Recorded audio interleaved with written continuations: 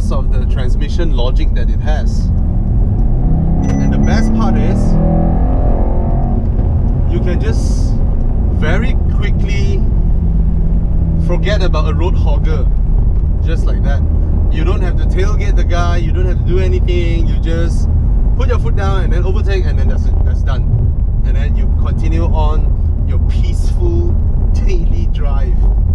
Yeah. So, I mean, yeah, I tried, I mean, I drove a little bit up Genting today, and had a little bit of fun in this car. I don't dare to have too much fun in this car.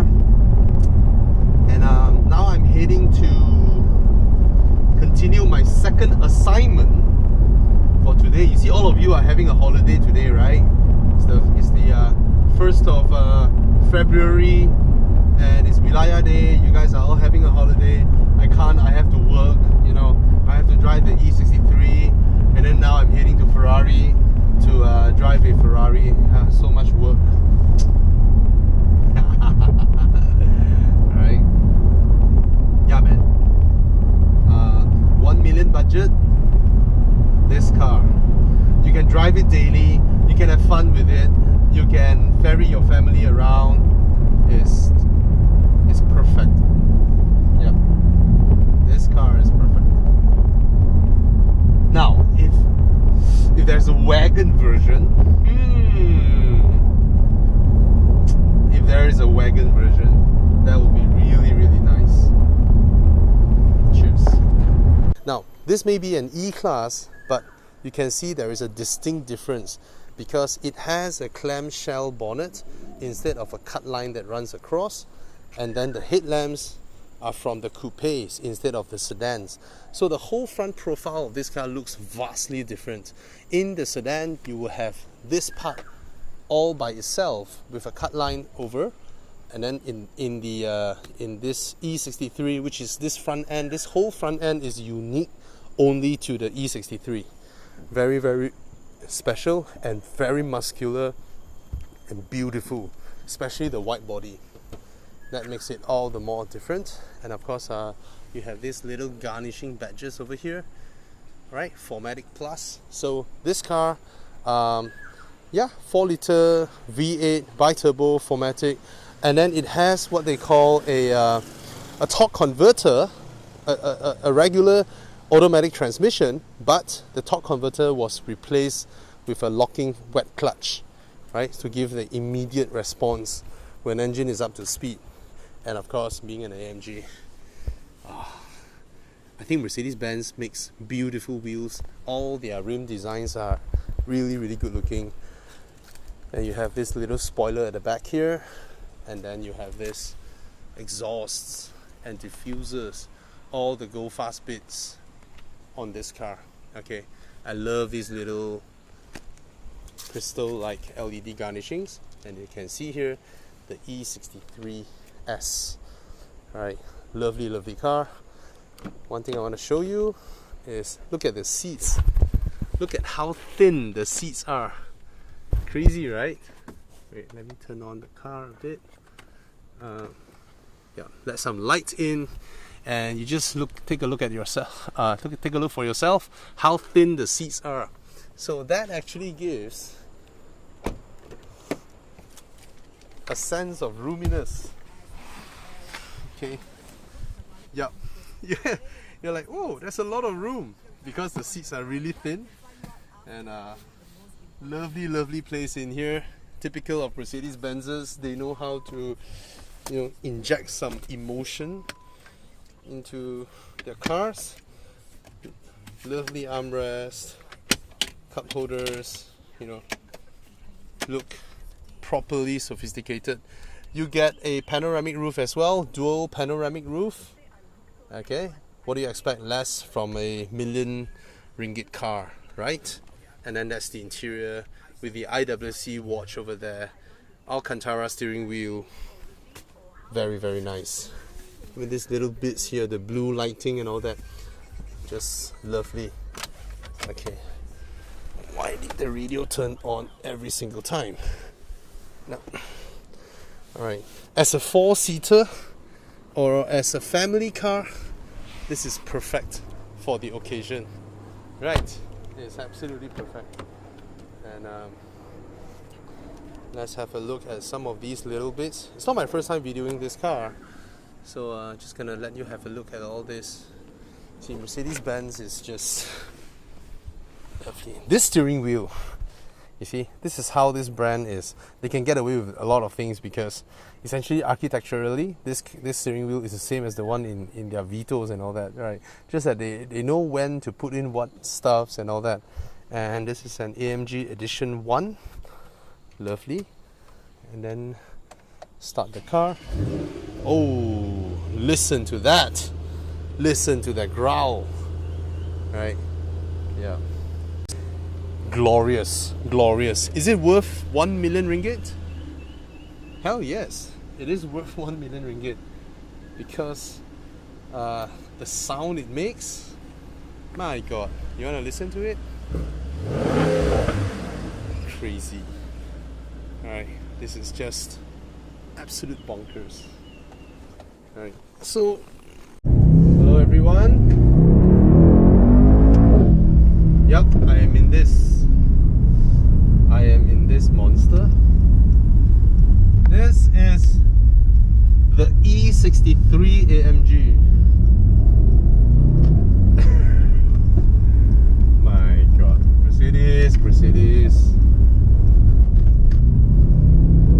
You really know your stuff when it comes to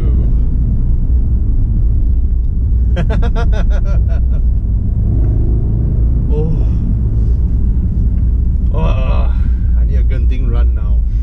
Like now. Okay. I guess everybody knows the explicits of this car. I'll just tell you, maybe tell you how it feels like living with one. It's like E-Class FD2 Type R. It's like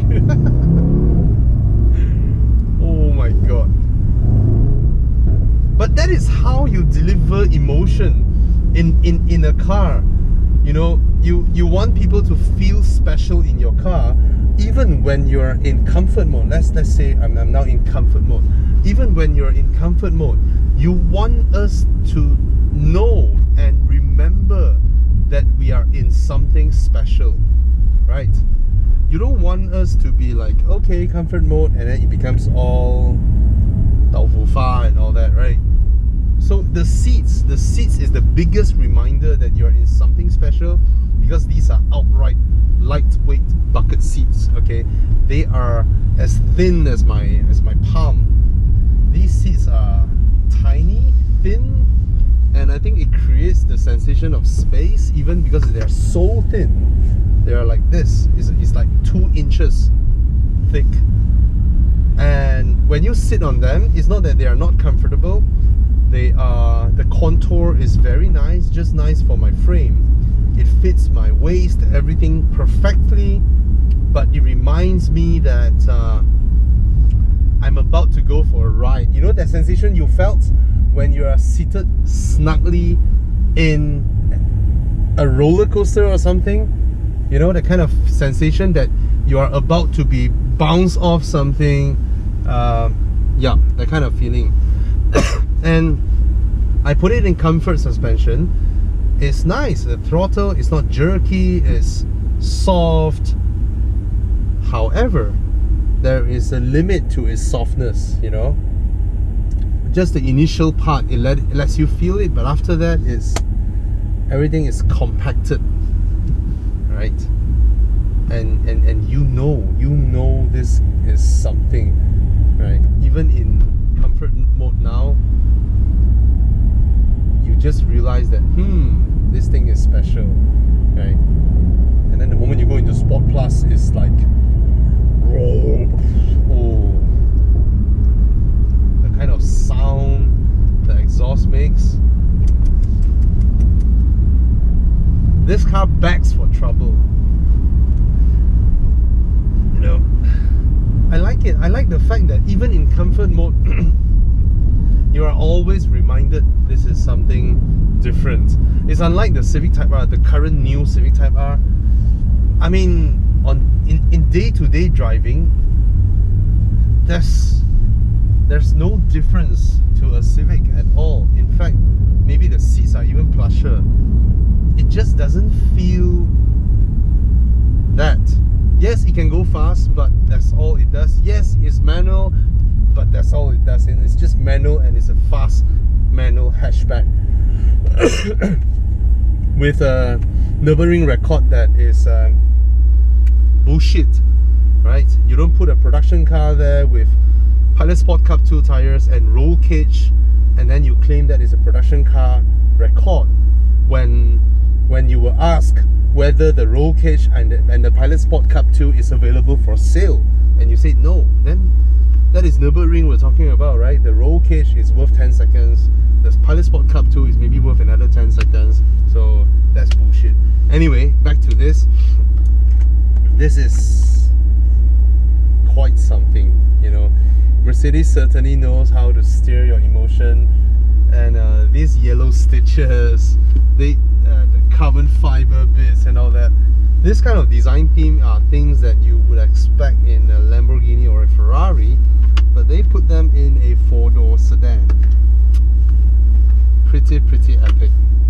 And again, and this engine, this has got to be the best 4-liter V8 engine in the world now. Yes, Audi has a 4-liter V8, Porsche has a 4-liter V8, BMW has a 4.4 V8. But why I say it's the best, it's not just about the output, it's about the whole breadth of capabilities that this engine is. You see this engine in an S560 and it's smooth, comfy, you know, creamy. And then you have this engine in the E63, which is an utter beast. And then you have this engine in the AMG GT. It feels like a thoroughbred engine, an engine that revs, right? 4-liter V8, 500 over horsepower, 500 over Newton meters of torque in the AMG GT, right? And then in this car, it's about 850 Newton meters of torque or something. In the S63, it's 900 Newton meters of torque. It's crazy. The breadth of capabilities of this engine just shows in terms of engineering or engineering. Okay, anyway, how capable Mercedes-Benz is. And my. So let's do it in like a daily drive mode. You know, you're gonna drive it out daily and use it daily. Hey, you have 4 doors, you have a large boot. The boot is I wonder, yeah, I think so. This boot is larger than the one in the hybrid. Yeah, okay. Infotainment screen, everything is there. And if something like a Range Rover Sport is about 800 over 1,000 ringgit, right? A bit more than 800,000 ringgit. This is of course worth another 150 grand at 1 million. If a Macan Turbo, you know, buying a Macan Turbo would demand about that figure, 700,000 or something like that, 600,000-700,000 ringgit, then this is certainly worth the price.